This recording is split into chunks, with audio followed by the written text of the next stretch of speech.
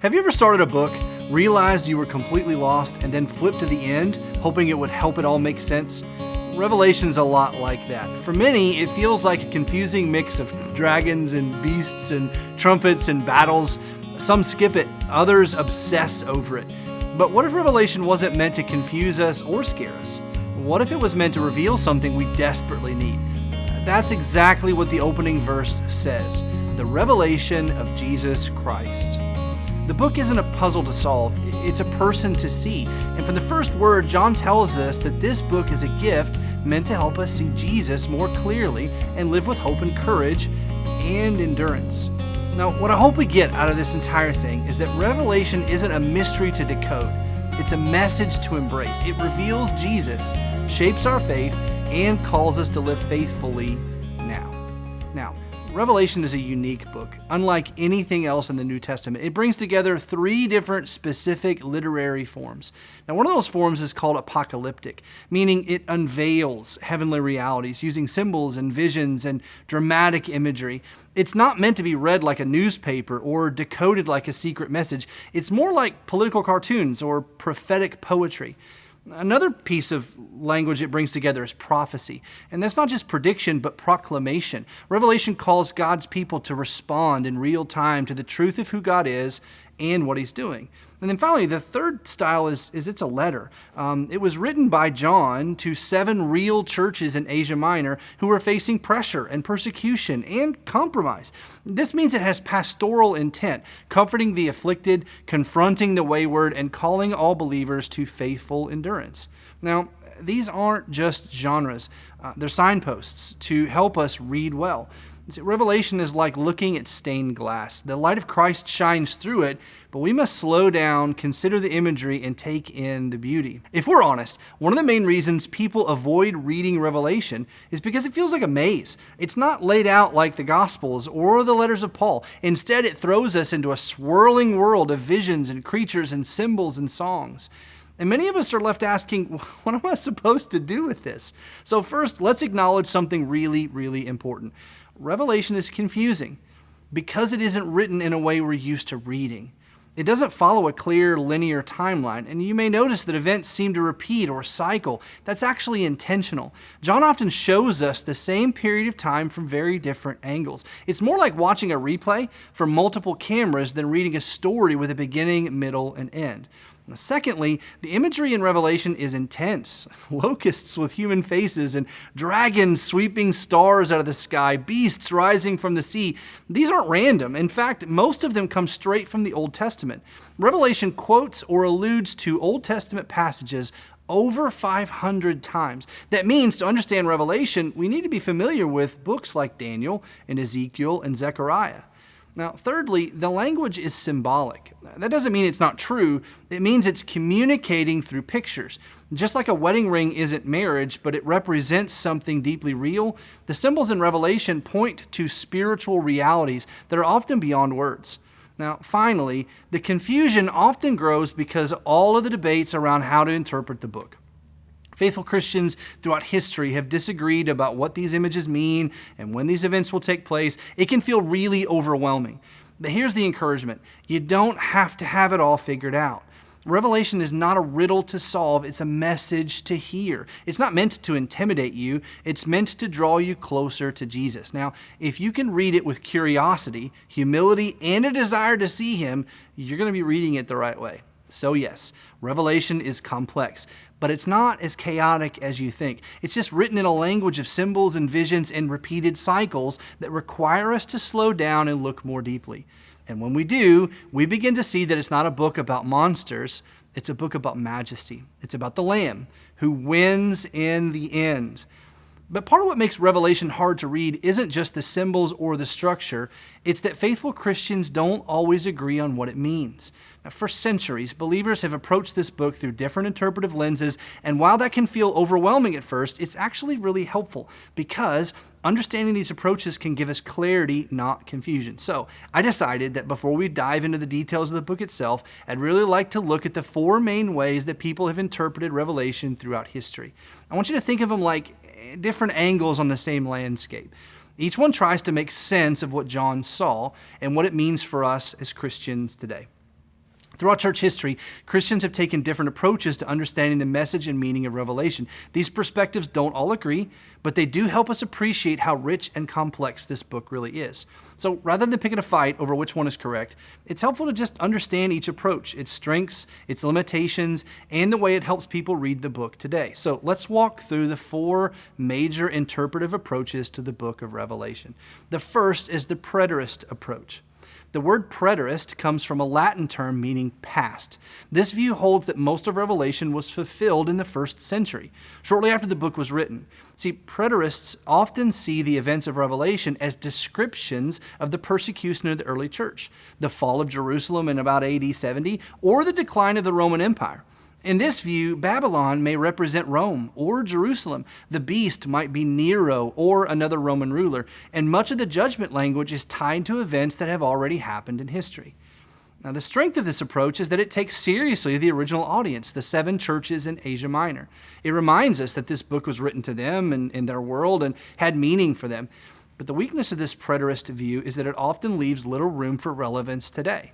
If it's all about what already happened, then what are we supposed to do with it now? Now, the second approach is called the historicist approach. This view sees Revelation as a kind of timeline stretching from the 1st century all the way to the end of time. Historicists try to match the symbols and events in Revelation with key moments in church history, like the rise and fall of empires, or major wars, or significant figures in Christianity. For example, some have connected the trumpet judgment in Revelation to the fall of Rome or other world-changing events. This approach has the advantage of showing us that God is at work throughout history. It encourages readers to see how biblical prophecy might connect to their own time. But there's a problem. Everyone who has followed this method has made predictions about when Jesus would return, and they've all been wrong. So this approach often leads to speculation, and it downplays the cataclysmic global nature of the events that Revelation describes. Now, the third approach is called the idealist approach. This view isn't so concerned about specific historical events. Instead, it sees Revelation as a symbolic story of the ongoing struggle between good and evil, between Christ and Satan. In the idealist view, Revelation isn't about when things happen, but what is always happening. The imagery points to spiritual truths and timeless realities. The call to remain faithful, the judgment of evil, the final victory of Jesus, these are truths for every believer in every generation. Now, the strength here is obvious. It applies to all of us right now. It reminds us that even if we never live to see a beast or a dragon, we still face temptation and deception and pressure to compromise our faith. But the downside is that it can become overly symbolic, avoiding any sense of real-world fulfillment. For those who want to know what's actually going to happen, the idealist view can feel kind of unsatisfying. Now, finally, there's the futurist approach, and this is probably the most common view in modern evangelical churches. Futurists believe that most of Revelation, especially chapters 4 through 22, hasn't happened yet. They interpret it as a prophetic vision of the future, a time of great tribulation, the rise of evil, and ultimately the return of Jesus to establish his kingdom. Some futurists also believe in a rapture of the church before these events take place. The strength of the futurist view is that it takes seriously the promises of future hope. It reminds us that history is going somewhere, that God has a plan, and Jesus is coming again. But a potential weakness is that it can feel disconnected from the 1st century audience. If Revelation is only about the future, then why did John send it to those 7 churches in the first place? So, which one of those approaches is right? Well, many scholars, especially the modern ones, and pastors today, take more of a blended approach. Revelation may be about the past, the present, and the future all at once. It has symbols with historic roots, spiritual truths that transcend time, and promises yet to be fulfilled. We don't have to pick a team.